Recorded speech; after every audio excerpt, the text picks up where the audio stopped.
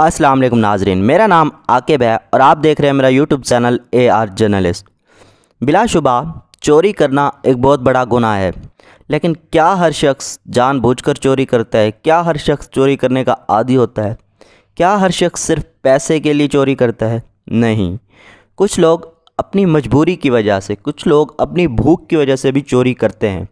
तो आज एक ऐसा ही वाक़या मैं आप लोगों के साथ शेयर करूंगा, लेकिन उससे पहले अगर आपने अभी तक हमारा चैनल सब्सक्राइब नहीं किया है तो पहले सब्सक्राइब कर लें, साथ में बेल आइकन को लाजमी प्रेस कर दें। मुलजिम एक 15 साला लड़का था, एक स्टोर से चोरी करता हुआ पकड़ा गया था। पकड़े जाने पर गार्ड की गिरफ्त से भागने की कोशिश की। मज़ाहमत के दौरान स्टोर का एक शेल्फ भी टूट गया।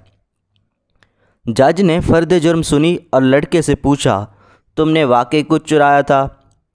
जी हाँ, ब्रेड और पनीर का पैकेट, लड़के ने एतराफ़ कर लिया। लेकिन क्यों चुराया तुमने? मुझे ज़रूरत थी, लड़के ने मुख्तसर जवाब दिया।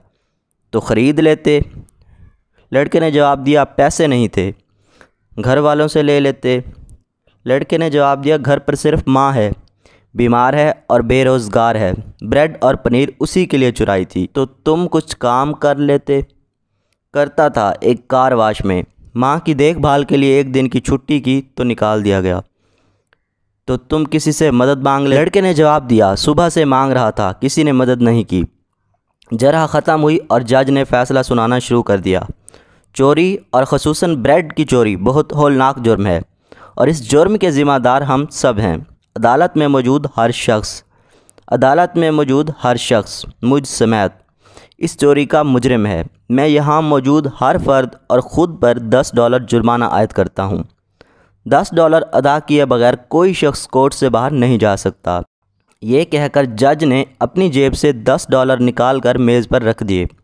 इसके अलावा मैं स्टोर इंतज़ामिया पर $1000 जुर्माना आयद करता हूँ कि उसने एक भूखे बच्चे से गैर इंसानी सलूक करते हुए इसे पुलिस के हवाले किया।